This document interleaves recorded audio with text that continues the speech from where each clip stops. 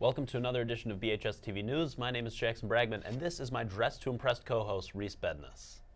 This month, we have a feature on how to keep your pet safe this summer, a great edition of Abel's Academy, parking lot thoughts, and so much more.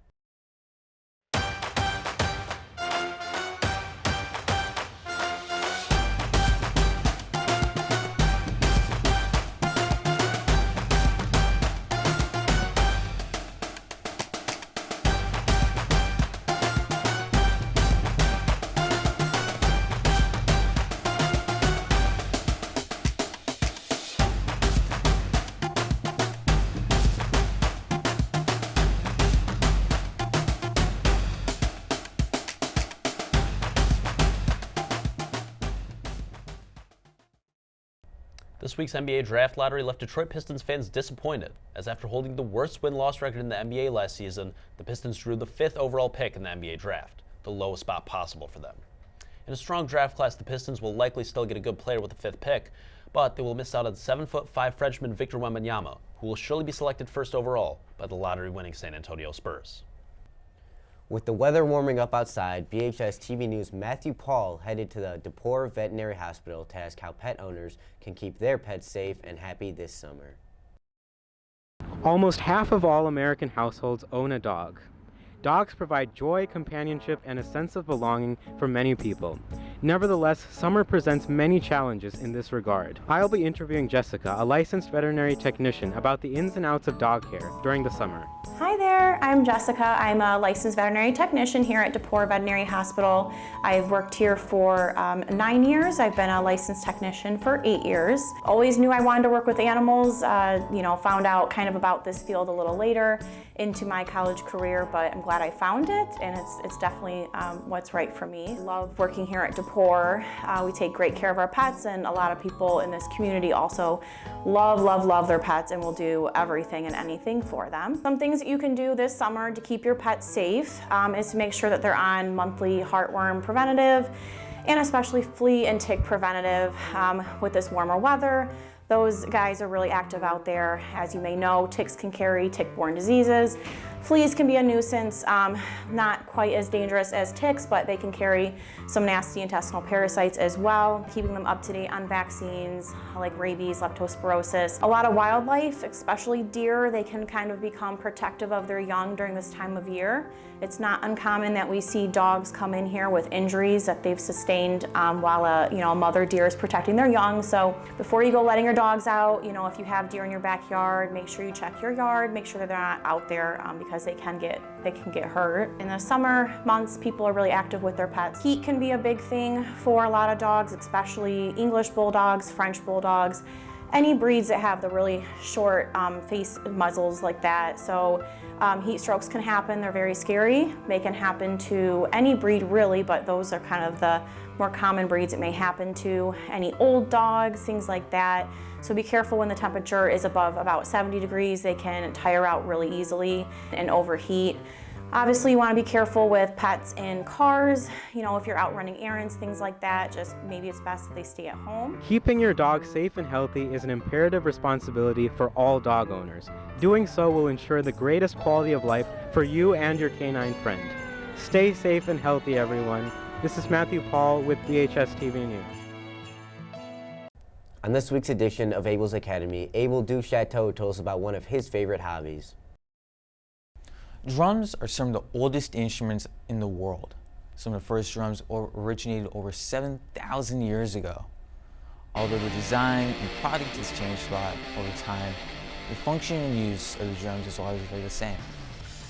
Drums are a pretty simple instrument and concept. Basically, all you gotta do is hit stuff. But depending on the type of drum that you're using, you'll have to hit it with either hands or sticks made for this purpose. Another thing people don't really realize about the drums is how loud they can get. Drums can reach decibels as high as 130, which is comparable to a jet engine taking off. Also, drums can get very expensive. A good quality entry-level set will cost between $700 to $1,000. That's not even mentioning the recurring items that you have to purchase to keep your drum kit up and running. These items can include sticks, of course, which will range between $10 to $30, and heads, which will cost anywhere between $20 and $50 on the low end. All of these costs drive the global drum market, which in 2021 was valued at $10.8 billion, with an expected growth rate of 7.7% in the next decade. To give us a tour of a drum set is drummer and friend of the show, Abel Duchetto. Take it away. Wow, Abel, thank you so much. It's an honor to be here. Like you said, I'll be giving you a tour of what a modern drum set looks like, so buckle up. First up, we got the bass drum. It's also known as the kick because of the pedal action needed to make the sound. Next, we got the toms. These are basically smaller kick drums we hit with our sticks. The lowest one is the floor tom, then there's the mid tom, and then the high tom. Here's the snare drum. The snare is different from the toms because of the small chains touching the bottom side of the drum. This gives it a unique sound. Moving on to the cymbals, we have the hi-hat. This cymbal has the ability to be open and closed, giving it different notes and little accents to the beat. Next, we have the crash cymbal, which, surprisingly, sounds like a crash. And then finally, there's the ride cymbal. The ride has a very unique sound due to the size and thickness of the metal, causing it to have a much lighter and drier sound than the crash and the hi-hat. With this setup, you play the drum beat that almost every drum beat in the world is based off of. It goes by many names due to the popularity and the amount of songs it's been in, but I just call it the #1 beat. It goes like this.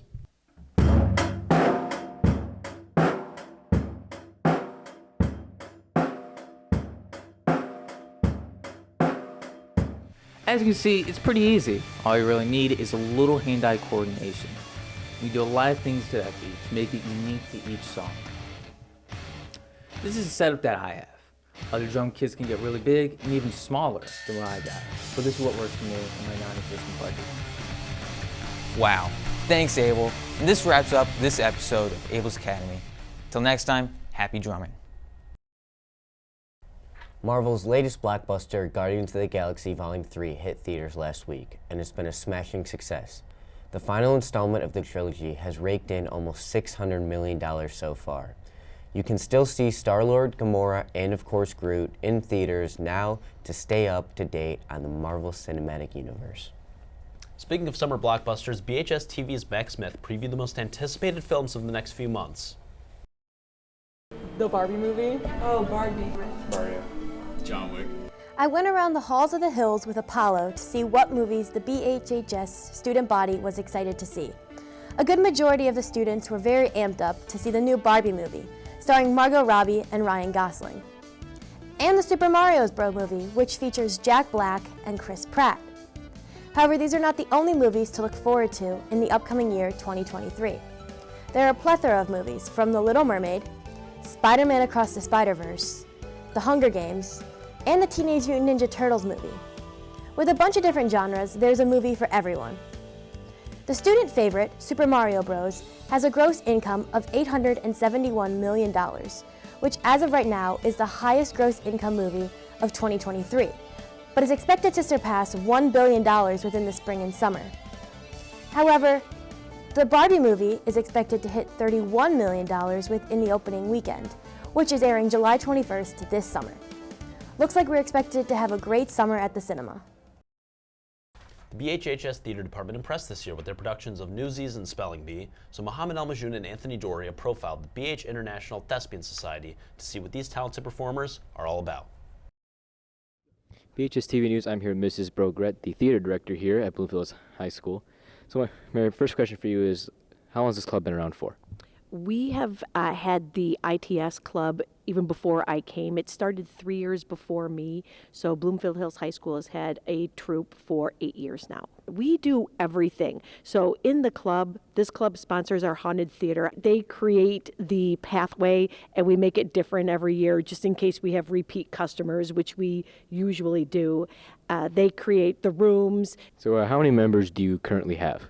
We have 78 current thespians, but we have a lot of students that do theater that have other activities, so they just haven't applied to be full-out thespians. We meet Monday mornings. The board meets more. We have an elected board. It's a great club.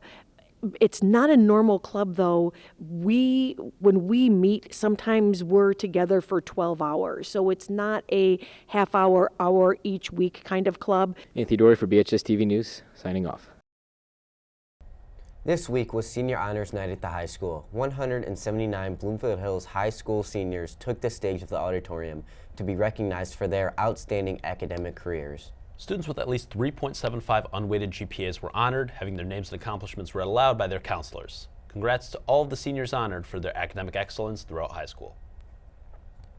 To close out the show, we're in for a treat. Let's see Jackson's final edition of Parking Lot Thoughts of the 2022-2023 school year. BHS TV News Parking Lot Thoughts here with Reese Bedness. Reese, what is your favorite podcast? Well, you know, a lot of people would say Joe Rogan or the Full Send podcast, but I think at the end of the day, the best podcast out there is the Bragman Breakdown. Well, Jackson, I'm not too into podcasts myself. I'm more of the extreme bird watching type. But there's this podcast out. It's a crazy podcast, the Bragman Breakdown. I've heard he's got some great stuff, and when I hear it, it really gets me going. Thank you, Jackson. Thank you, Jackson. Ollie, what is your favorite podcast? Can I say This Past Weekend by Theo Vaughn? Hold on, Matthew, cut. I really love the Bragman Breakdown.